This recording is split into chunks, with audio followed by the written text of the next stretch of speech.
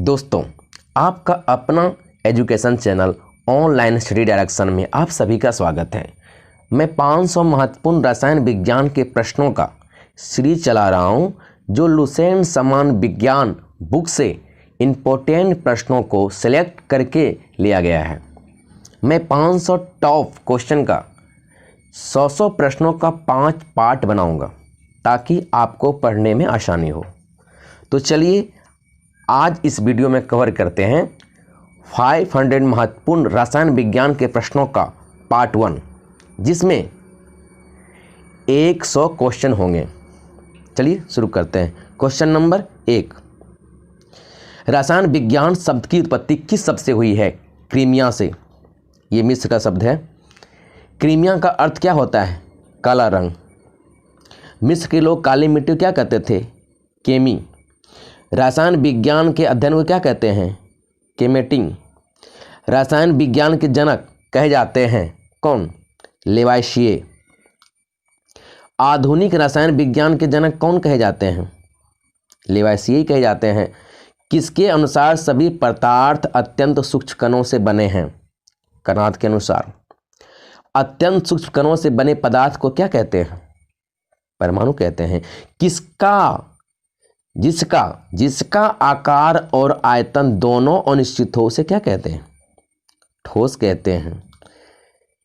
जिसका आकार अनिश्चित एवं आयतन निश्चित हो उसे क्या कहते हैं? उसे द्रव कहते हैं।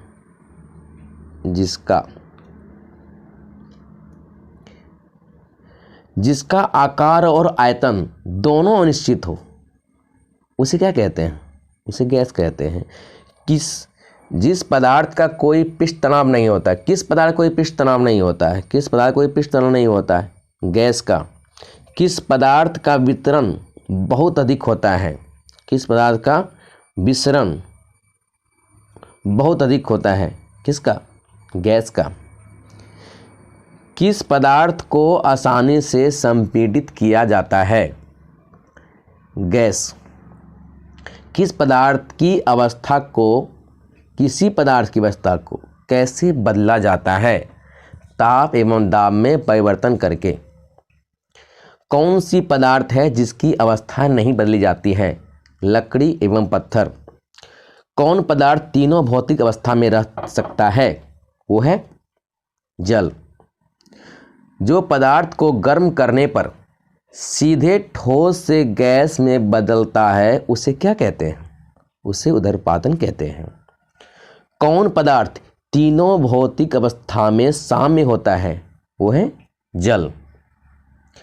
कौन ऊर्ध्वपातन पदार्थ के उदाहरण हैं? कपूर और आयोडीन ऊर्ध्वपातन पदार्थ के उदाहरण हैं।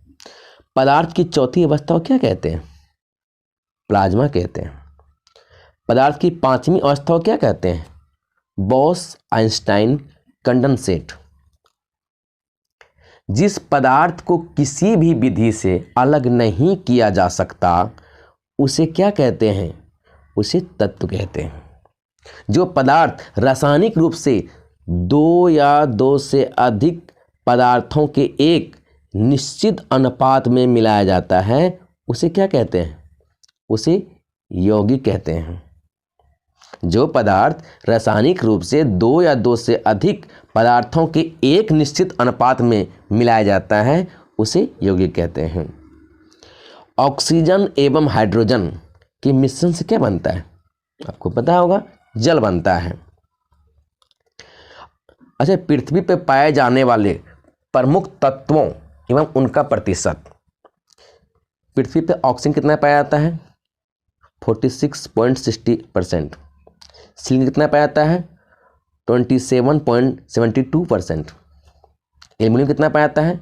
8.13%। लोहा कितना पाया जाता है? 5%। कैल्शियम कितना पाया जाता है? 3.6% कैल्शियम पाया जाता है। 3.6%। सोडियम कितना पाया जाता है? 2.83%। पोटेशियम कितना पाया जाता है?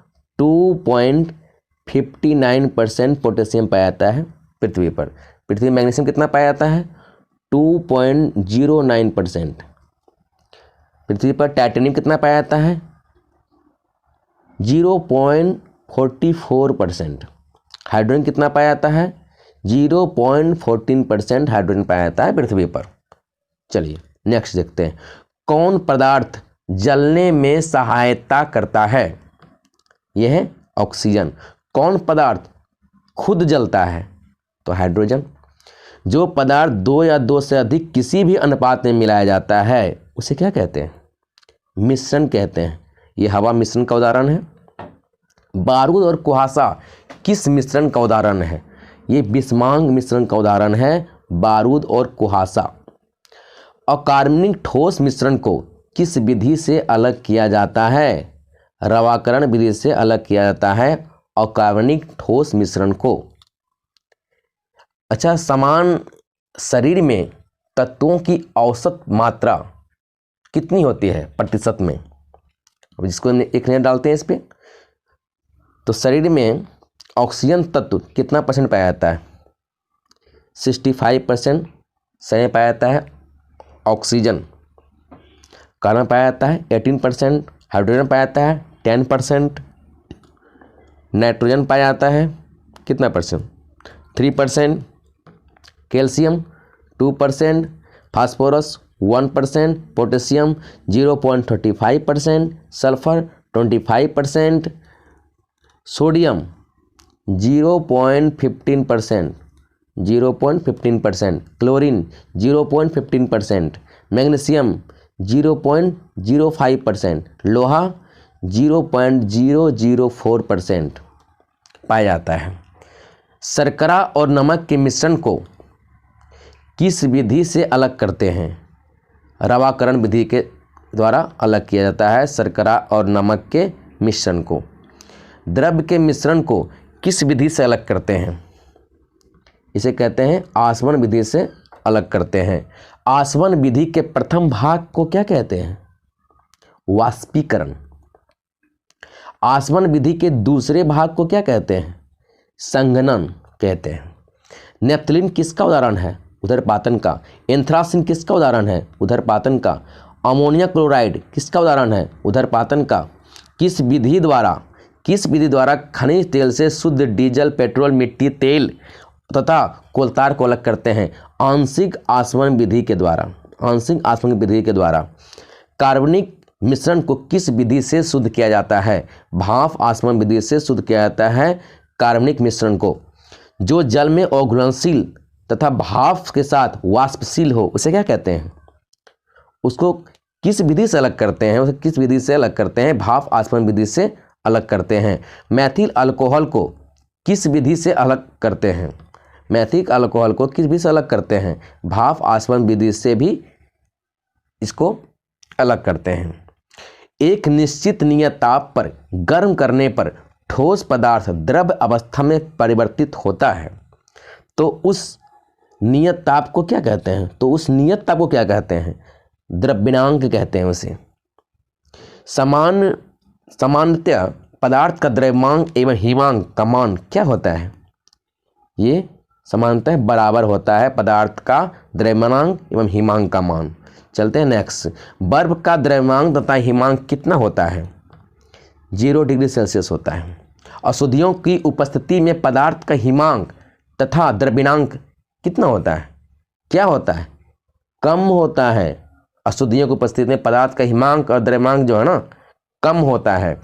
मोम तथा तांबा का आयतन गलने पर क्या होता है? बढ़ेगा। मोम तथा तांबा का आयतन जमने पर क्या होगा? घटेगा। बर्फ का आयतन गलने पर क्या होता है? घटता है। ढलवा लोहा तथा पीतल का आयतन गलने पर क्या होता है? ढलवा लोहा तथा पीतल का आयतन गलने पर क्या होता है? घटता है। मुद्रण धातुएं किस पदार्थ से बनते हैं? जिसका आयतन जमने पे बढ़ता है उसी पदार्थ का मुद्रण धातुएं बनती है। किसकी मुद्राएं ढाली नहीं जाती है? चांदी और सोना का। किसी पदार्थ में अशुद्धियों डालने पर क्या होता है? किसी पदार्थ में अगर अशुद्धियां डाल दें तो क्या होता है? उसका क्वथनांक जो है ना, उसका क्वथनांक घट जाएगा, उसका गलनांक घट जाएगा, क्वथनांक नहीं, उसका गलनांक घटता है।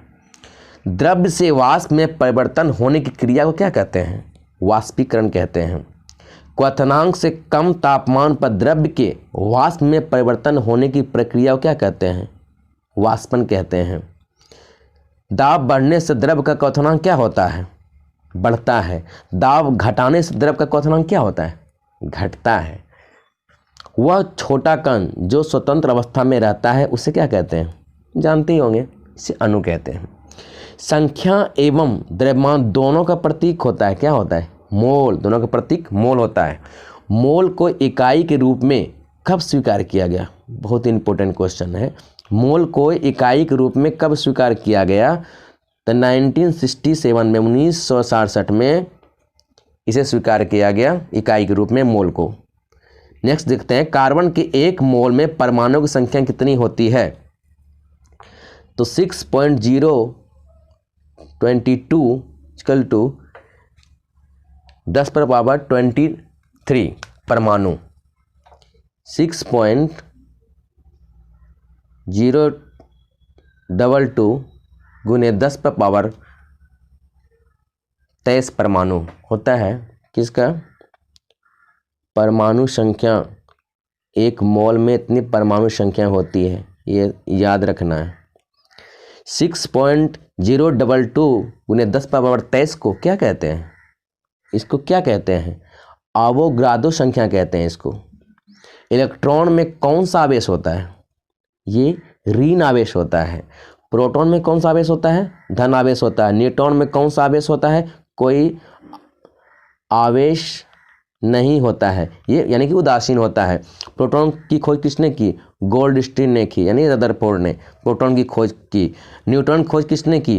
न्यूट्रॉन की खोज की जेम्स चैडविक ने न्यूट्रॉन खोज की। इलेक्ट्रॉन खोज किसने की? जे थॉमसन ने इलेक्ट्रॉन की खोज की। पॉजिट्रॉन की खोज किसने की? ये एंडरसन ने की। न्यूट्रॉनों की खोज किसने की? पाउली ने किया है। पाई मैसन की खोज किसने की?